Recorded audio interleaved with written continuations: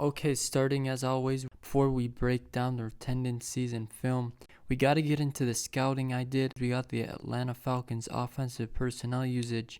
So I tabled this based on personnel grouping and the usage. Obviously, Penix comes back against this game against the Patriots, but he was hurt, so I had to use the last 3 games he played, which was against the Falcons, the Bills, and the Niners. Those 3 games were 200 snaps, 11 personnel was 106 of those, spread passes, and a lot of their passes and runs especially came from 11 personnel looks to create spacing and stress nickel defenses, and then 12 personnel, which was 87 of those 200. Obviously, there's something I'm going to talk about later when I break film down, and it's how they were disguising plays, what they're using similar or same plays in 11 personnel, then doing it again in 12 personnel. And it's a great way to disguise. It's one of the ways I use to disguise plays, and a lot of coaches do. And then there's 21, 22 personnel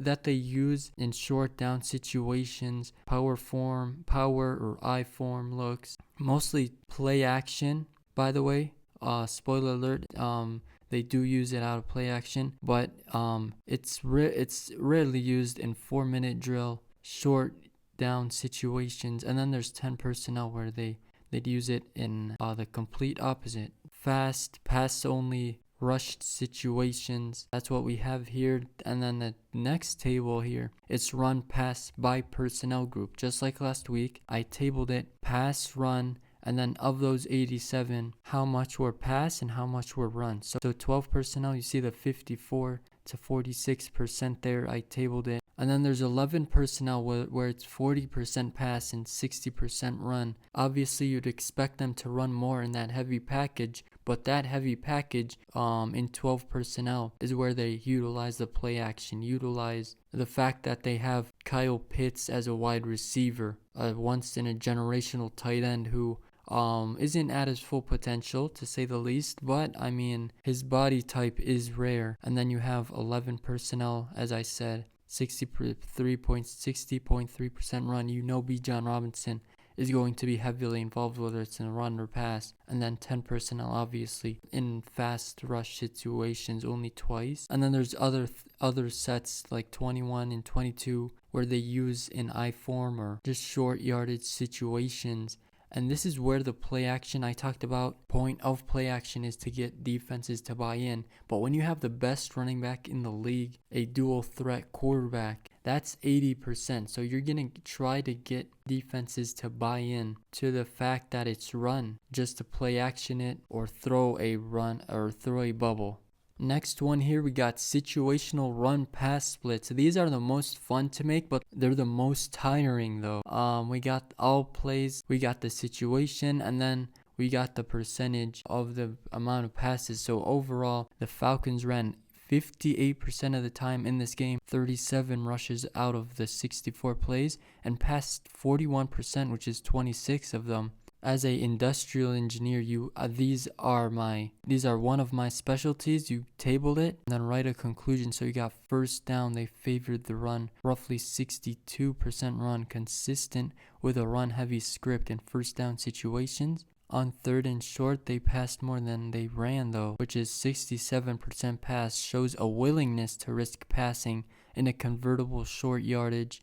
They treat third and 2 like a third and medium to get teams to buy into the run, and then utilize their big-bodied receivers like Kyle Pitts or Drake London, or even using a F tight end in a 12 personnel look. And then third and long, obviously that's where it's obviously 90+% as expected, but it's where you're almost guaranteed to get off the field, because there are a lot of teams that, yes, they run screens or runs and they look dumb to fans, but they're actually trying to catch teams off guard and actually commit and then try to make it a fourth and manageable to kind of get a decision in there. It's most likely a drop back pass. You're going to guarantee them to pass so you can fully pass, commit to the pass there. It's something defenses can exploit. So obviously you see the amount of plays here and the rush pass. And so as a coach, So as a coach, I can know what my defensive coordinator is trying to do here as a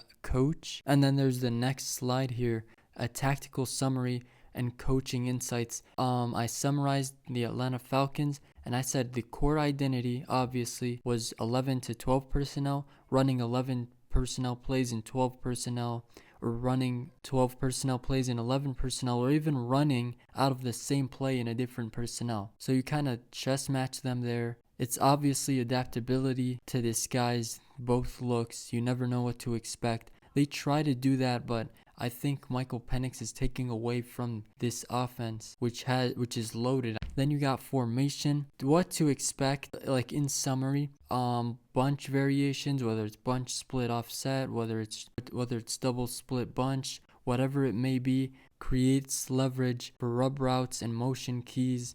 And motions. Why not put your big-bodied receivers in motion, give them that extra advantage there, or give your generational running back like a ready motion, which is a pre-snap motion I have in my terminology. A lot of different things you can do with these tools. And then you have short tendencies, first down, 12 personnel. You have max protect with 2-man route concepts. I show an example of this in my breakdown. And then lastly, the red zone usage, 12 personnel, heavy tight end involvement. Obviously, when you have Kyle Pitts, so it's like you're playing 11 personnel, except you have Kyle Pitts as a wide receiver, and then you have another big body tight end. And then the note I wrote on that as well. And the notes here, by the way, it's like, as an offensive coordinator myself, why am I going to do this? And if I can explain that why, I think they can do it as well. So they use it to rip motions by the tight ends. I have plays like this in my offensive database where the F is on a move motion and goes to the fullback position.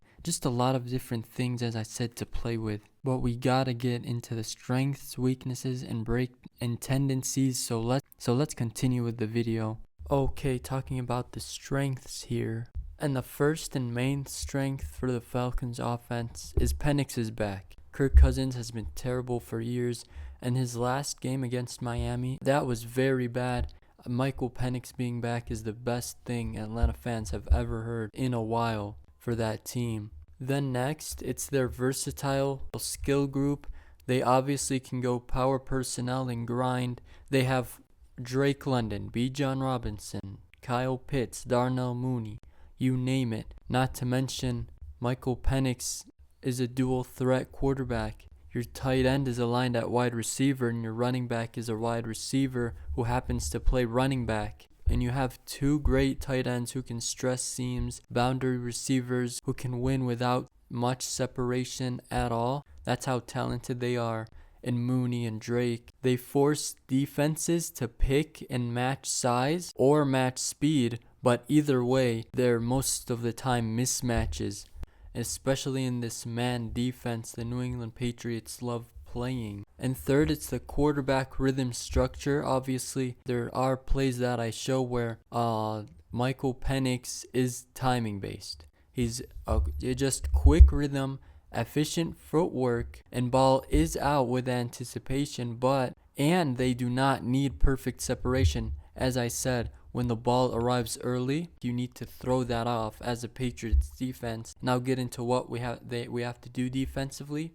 But for now, offensively, that's how they work. Now the weaknesses, you got predictable rhythm dependency. Michael thrives when timing is clean. So therefore, you have to muddy the picture by sending defensive linemen like tackles or ends in hook zones to jump in front of him. Just muddy the look, insert bluff blitzes, and just make the rhythm fall apart. He's not a chaos creator type quarterback. He's a structure executor. So I think if you do that and play with him, that's when you can start getting more opportunities on your offense, as well as high leverage, disguise vulnerability. And you see it in this film breakdown, but also when I covered the Carolina Panthers defense when they played the New England Patriots. And the game prior to the Panthers playing the Patriots happened to be when they blew out the Atlanta Falcons by 30. And when I studied that defense, I saw,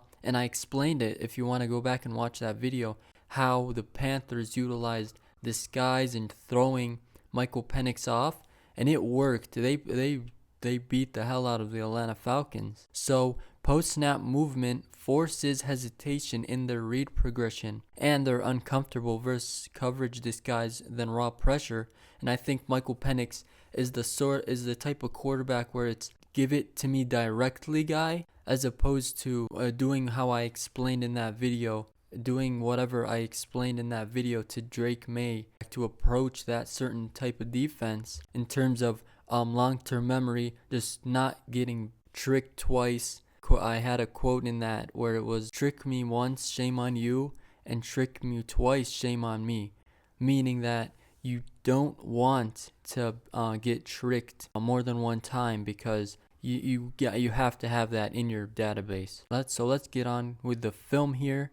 Okay, first clip here, we got Atlanta going into a nasty split quads look out of a gun formation, an 11 personnel play, and what I have as a 42 protection, my terminology, which is a half slide to the weak side of the formation with the running back to the right. The concept of this play is going to be a mesh with a delayed running back wheel. You see the running back in the Y position. Washington's defense shows a nickel over look. You see the cornerback outside leverage to the strong side. Washington's defense shows a nickel personnel in an overlook. So it's nickel over, and the cornerback to the weak side is outside leverage. He shades to the opposite of his help, as I said in a prior video.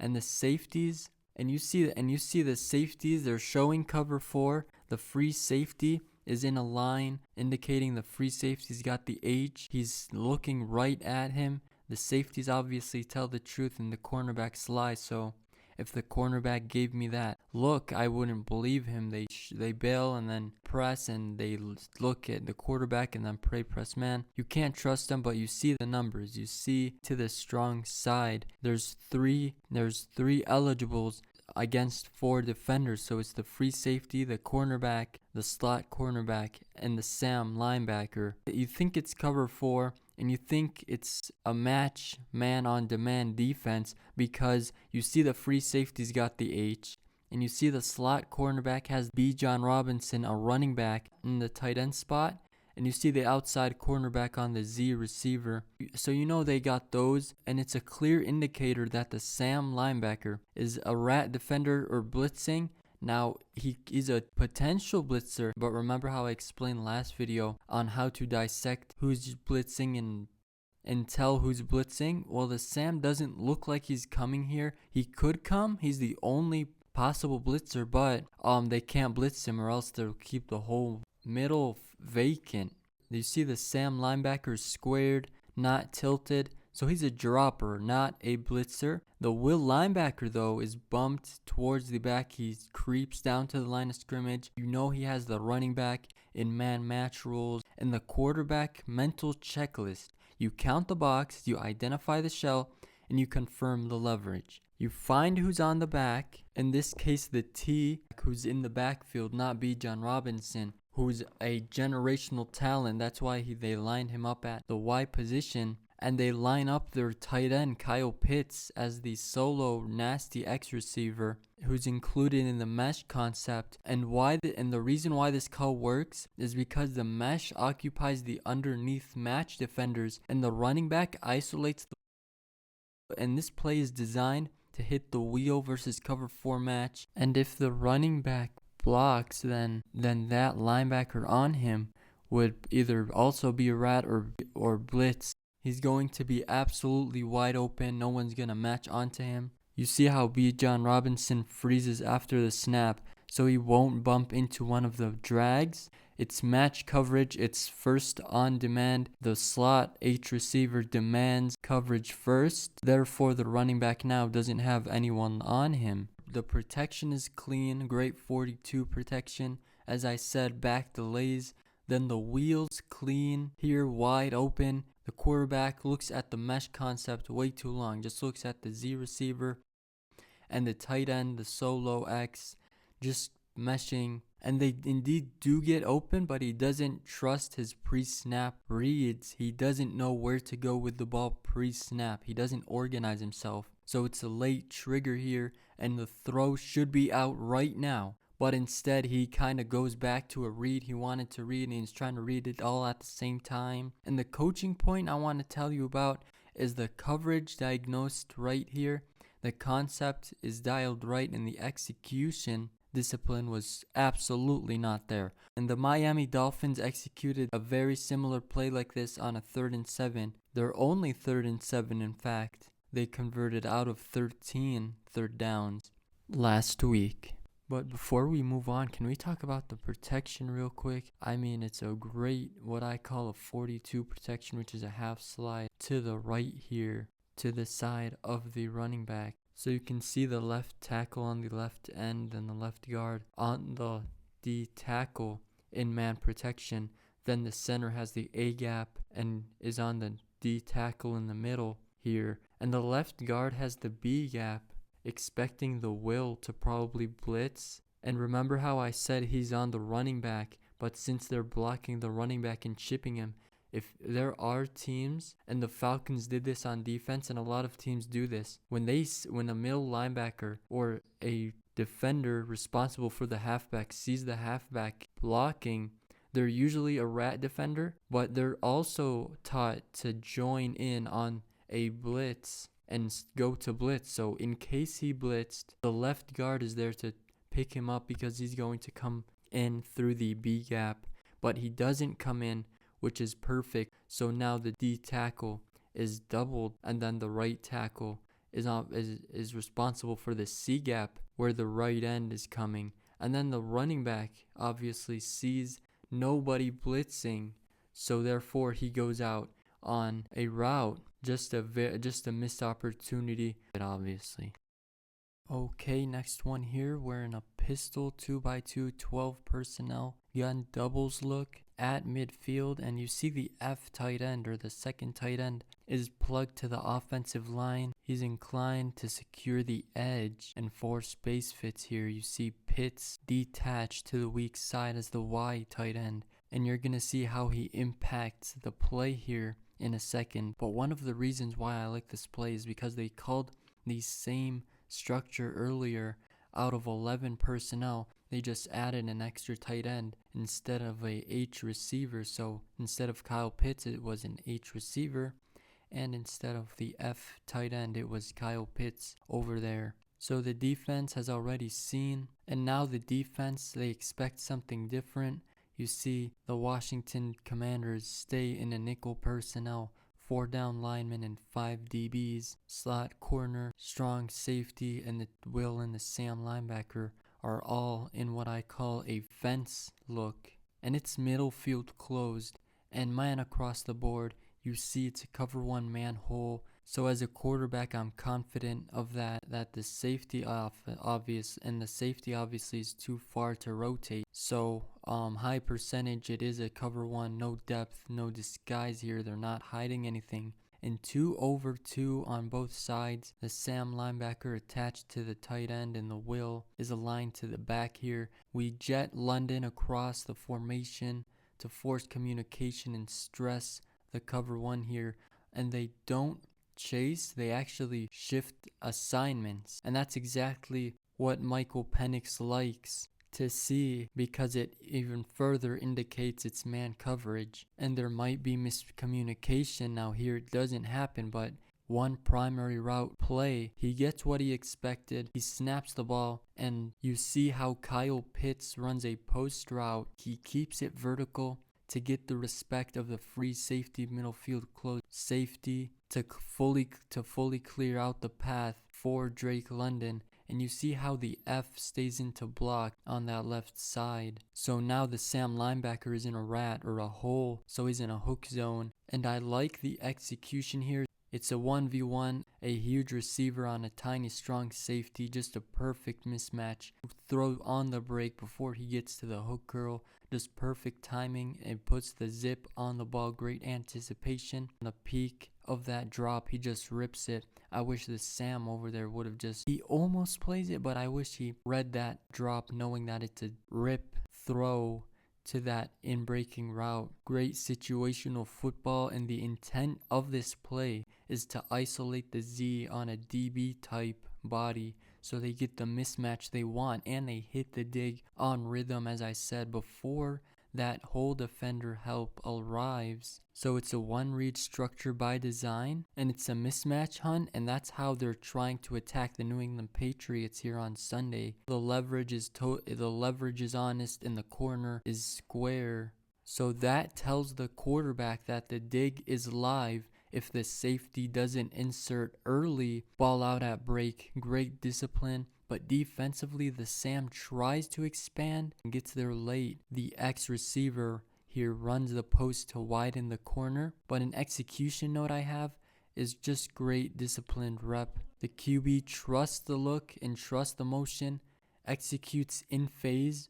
But I think a better team there, a better linebacker might have picked that off there. And I've seen throughout this game and even prior to his injury how he was just doing good against basic looks. So he would do great against 4-3 basic coverages, against like these man type coverages, these one man reads. But I also like it from a coaching standpoint, the sequencing, how he disguised it. Now it's 12 personnel, prior it was 11. The same picture to the defense, but a different personnel influence, giving them a different idea, then attacking when they overplay. This is something I personally took away from Sean McVay.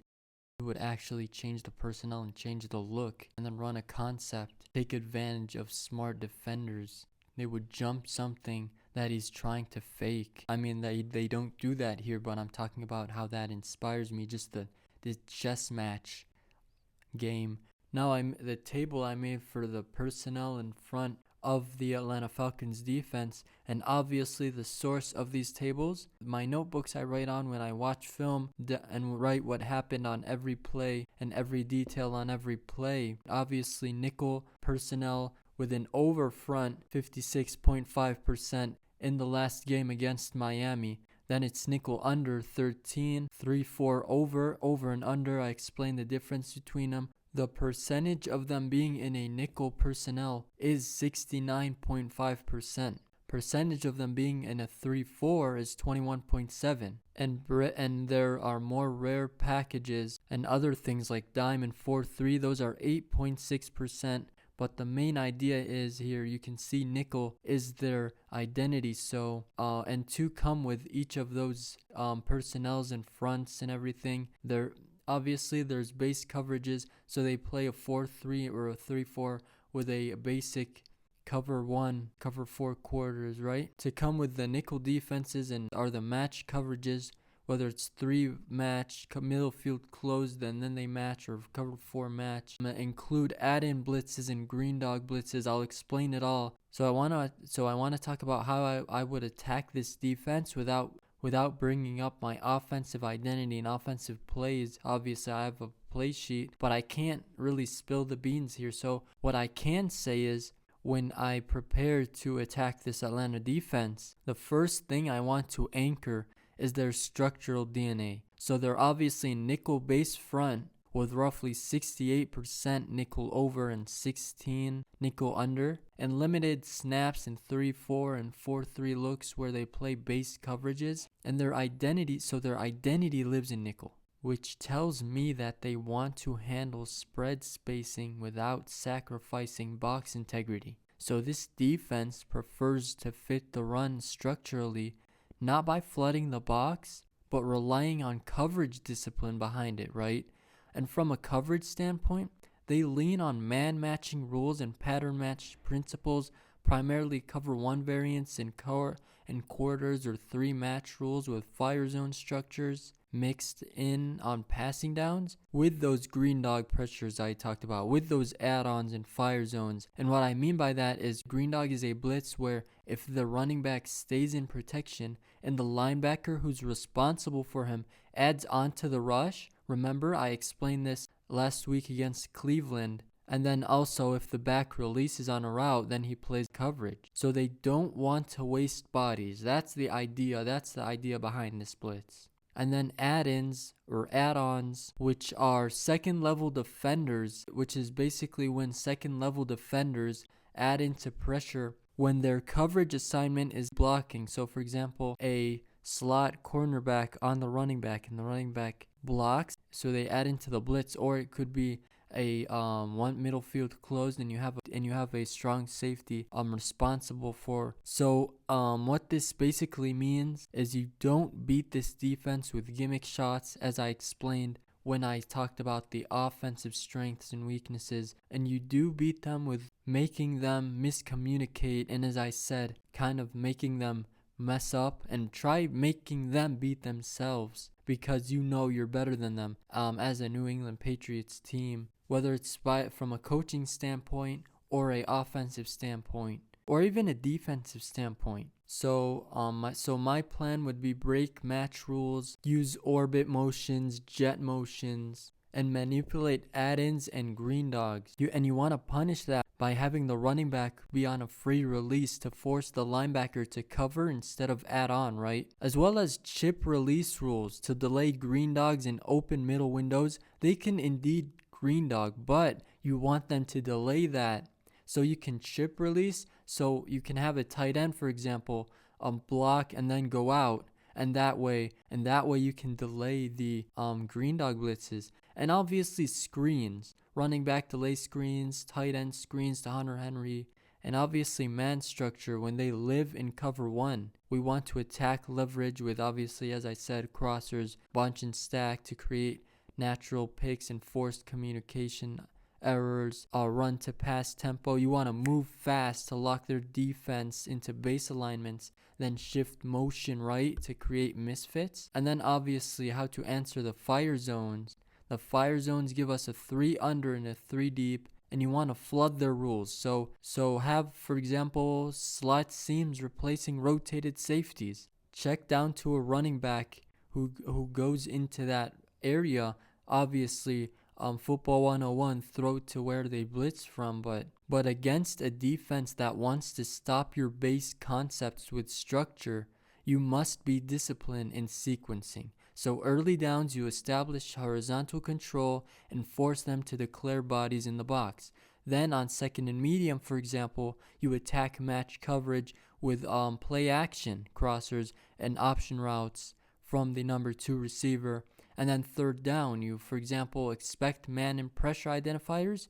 You use motion to reveal compressed splits and quick stacks to win leverage. And then in the red zone, they match and compress windows. So you stack who you want to isolate and run, for example, a pivot whip or an angle route or a rub shallow, or for example tight end seams off play action, something Caleb Williams did against the Cowboys. Those type of fire zones the Dallas Cowboys played in that game, and as well as things I talked about earlier, like controlling the spacing and doing things of that nature. I think this is a very winnable game for the New England Patriots. But let's get into the film, man.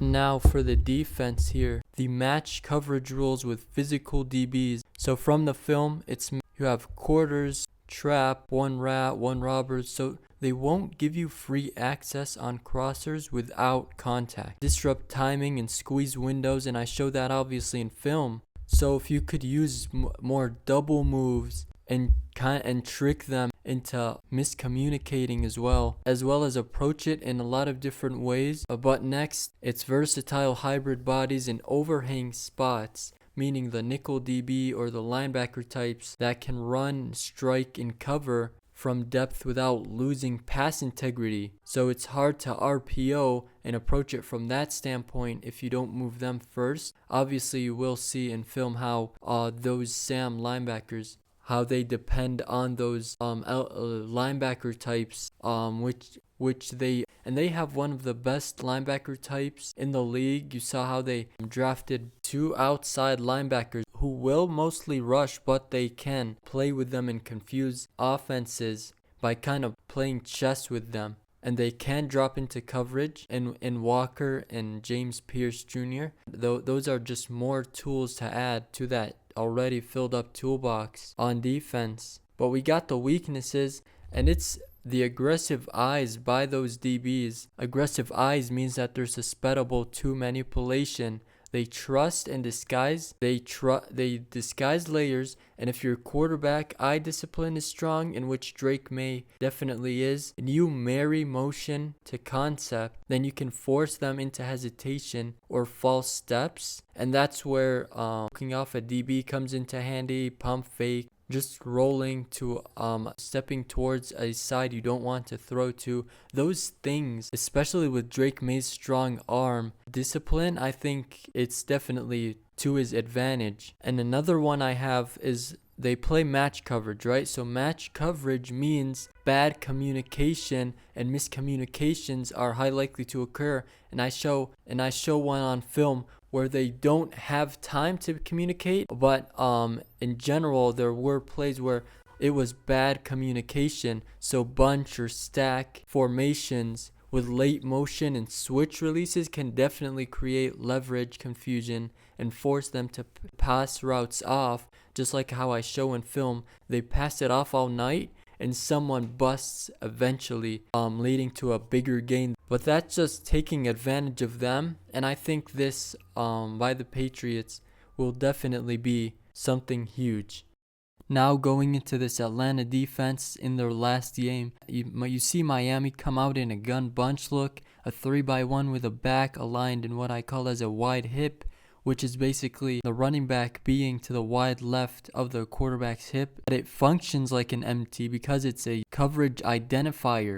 So that back there is to declare the defense even more. You widen him out and you see who tracks him. Is it a corner or is it a middle linebacker? And you see the will come, so a linebacker type. It's man coverage for sure. They show 0, no safeties deep. I already had an idea that it was man. Now I'm just confirming if they're disguising. Looking at this strong side here, you've got 4 bodies and this 11 personnel bunch look to the strong side. A nickel under by the defense, so it's a nickel personnel. You see a 4-by-3 to this strong side here. It's the strong safety, the slot cornerback, the cornerback, and the Sam linebacker on these 3 bunch players, the 1 tight end and the 2 wide receivers. And you're thinking to yourself, there's 2 scenarios. It's either these 3 in front of the strong safety manned up to the 3 bunch, and then that strong safety is in a cover 4 or in a cover 3. So he's a middle field close safety or a middle field open safety. So now I got an idea that it could be 1 hole or cover 4 match, right? Because I already identified man.